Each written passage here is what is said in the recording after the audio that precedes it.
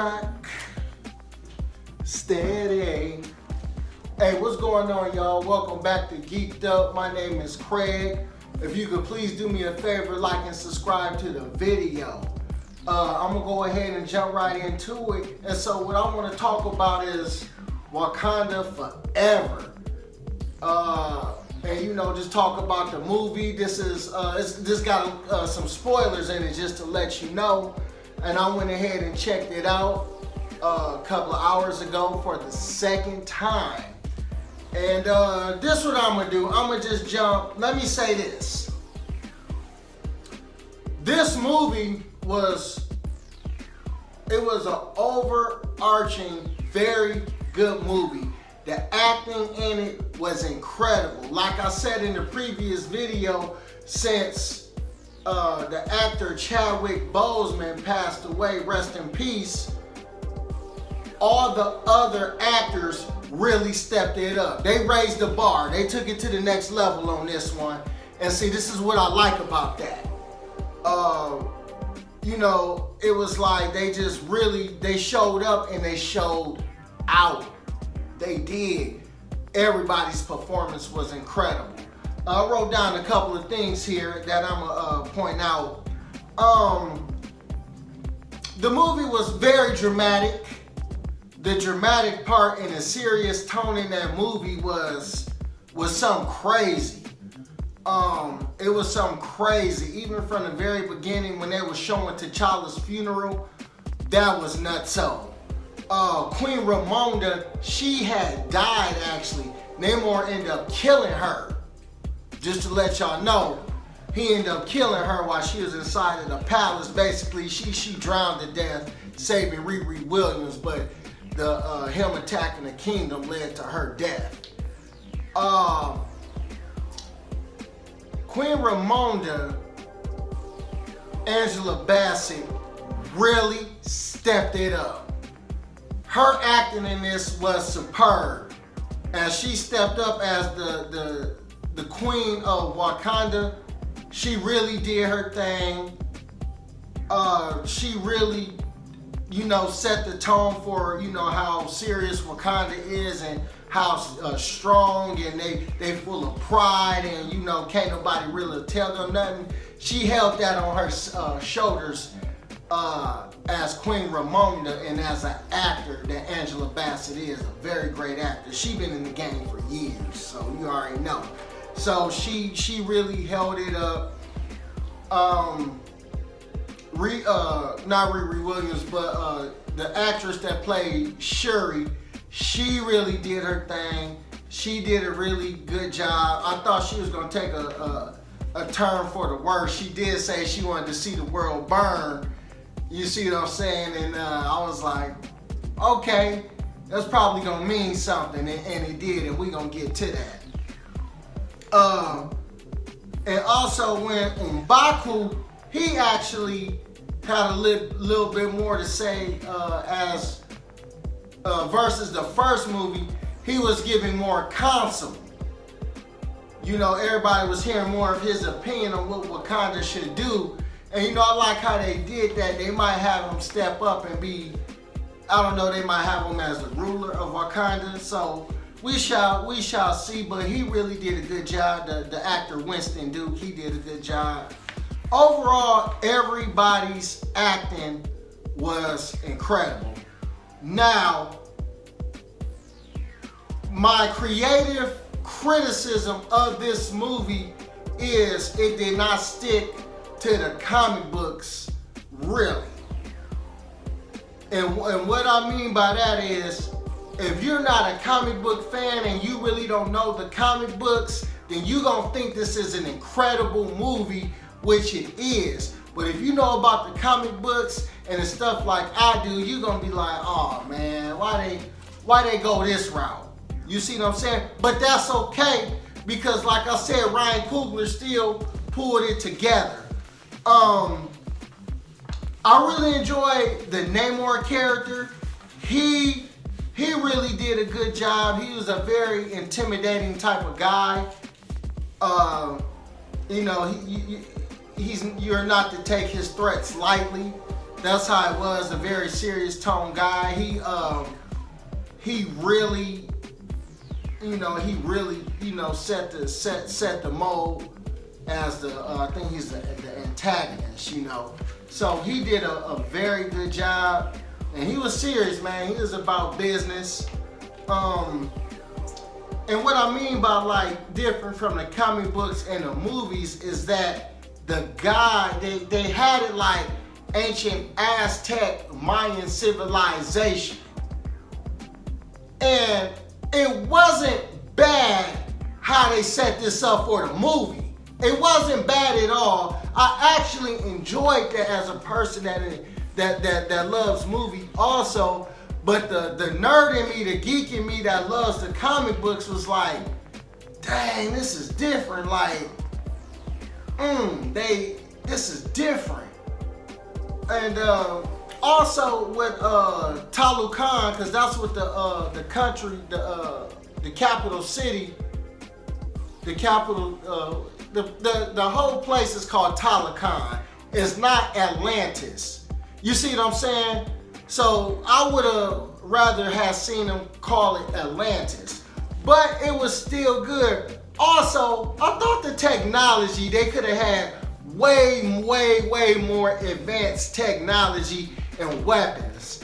They were pretty much just fighting with spears, which is okay because everything was made out of vibranium, and like their shells was turtle shells, their shields, their war shields, they had them as like turtle shells. And I was like, well, okay, they are brutal and they are savage warriors because they was ruthless. That scene on the bridge, oh man, Atuma, cold-blooded. I really enjoyed his character. Like I said, I thought their technology could have been more advanced. How they made it seem, because in the comic books, Atlantis is very technologically advanced. You see what I'm saying? On land, Wakanda is the most technologically advanced culture, but underwater, of course, there's only one culture, Atlantis, or it's probably more kingdoms. Atlantis is the most advanced. So you got two superpowers underwater, that's the most advanced, and above water, that's the most advanced. And I just really, I was really kind of hoping for more. But overall, like I said, they really did a good job. When he called, what they call him, a kukuka. I can't say it like how they say it, a kukuka. When that's what they call Namor. So basically, when a kukuka killed Queen Ramonda, that's when Shuri kind of took the turn to go towards more like the dark side, because she said she wanted to basically kill Namor. And Namor was talking to her and was like, I heard you say you want the world to burn. Let's do it together. Because, he tried to recruit the Wakandans, but they weren't going though. They was like, no, we don't need you, bro. Straight up, we don't need you. And so then, after he killed Queen Ramonda, like I said, that's when she kind of took a turn for the dark side. And she ended up recreating the heart-shaped herb. She made that in the lab. And when she did that, she took it. And when they do that, they kind of go into like a deep sleep in a dream, and they go into like a different plane where they go see the ancestors. And who she seen was Killmonger. You see what I'm saying? Remember, she said, I want to see the world burn. And when she went to go see Killmonger, she was shocked. She thought that maybe she would see her mother or T'Challa, but it was him. And he basically was like, look, what you gonna do? You gonna do what's needed, or you gonna do the right thing? Basically like, hey, be ruthless. He kind of gave her that talk. He gassed her up basically. And so that kind of put the thought in her head to go ahead and do what she got to do. So she went ahead. She became a new Black Panther. then she went and they set it up to where they ambush Namor and Atlanteans by tricking them by having them come out to sea. Like I said, it was a pretty good movie. She fought him in the desert. Man, he was tearing her up, man. I ain't gonna lie, straight up. He was how they was having him fighting. Man, he was tearing her butt up, man. For real, he was putting a whooping on her. You know, like I understand she's the Black Panther, but hey now, if you know about Namor the Submariner, this dude he ain't no play for real. And so he did pretty good. Of course, she ended up beating him. She ended up beating him, and he ended up submitting to her, yielding, I should say. He ended up yielding. And so that was basically the whole movie. And like they kind of became allies. She basically said like, look, if you yield, I will spare your people. We will keep your secrets. We won't tell the world about you. So not only does Wakanda, they keeping a secret about them, but they keeping a secret about the Talakans also, the Atlanteans. So that's basically what's going on. So you know they basically allies. And at the end, basically kind of find out T'Challa has a son by Nakia.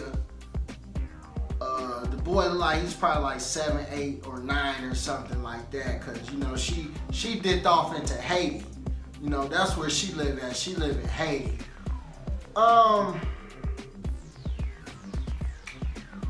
Overall, like I said, it was an excellent movie. I enjoyed it the second time around also. I can actually say that. I enjoyed it the second time around.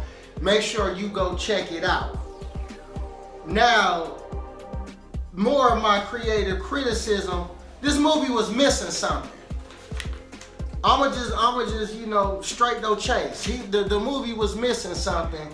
And I'm gonna tell you exactly what the movie was missing. The movie was missing T'Challa. You know, this is that part where recast T'Challa cuts in. It's a lot of stuff that would have made this movie better if they actually had recasted the actor and we actually had Black Panther in it. It would have been a completely different story, of course, and that's okay. But like I said, this movie, it was missing something. The movie was missing a king of Wakanda. It was missing its protector, the Black Panther. You know, so that's a good part of it that it was missing. Also, I'm gonna tell you something. How they did the Atlanteans, it was okay. I enjoyed how they did that. It was different. I guess it was artsy and artistic, but I'm gonna tell you something. I like DC's Atlantis better. See, they were like technologically advanced and had sea creatures and stuff like that. I liked how they did their version of Atlantis. DC's version of Atlantis is better to me. But like I said, even like how they were swimming, because even the Atlanteans, you know, they were like swimming underwater, like, you know, like actual people. They was like, you know, swimming. Where as far as in the DC version of Atlantis, you know, they moving through that water, like they basically flying. And I like how they did that in the DC iteration of Atlantis. But you know, they still made it happen. I can still appreciate the cultural differences that it had when they showed the like, is it the Mayan, the Yucatan, or the Aztec like civilization, and showed like their pyramids, and they even had the sun underwater. You know, I guess because of vibranium. Because you know, in the MCU, Atlantis, Talocan had vibranium. It wasn't like that in the comic books.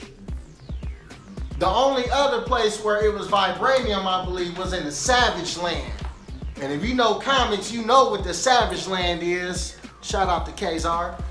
And Sauron. So yeah, they had vibranium in the Savage Land, but not in Atlantis. But like I said, they had to put this into a movie version.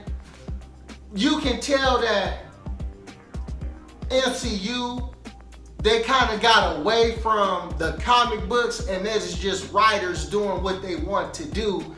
And these are excellent writers, though, I can tell, because they wrote a very good movie, but it wasn't really comic book accurate. And that's what, like, some people can see the differences. And so that's basically about the only thing that I got to say. You know, y'all let me know, how did you feel about the movie? You know, I kept hearing some things that people won't go see it, but you know, still go see it anyway. If you're a fan of it, still go see it. You know, I go see everything, no matter what. I go see everything because I'm just a fan of it. You know, I get geeked up about stuff like that.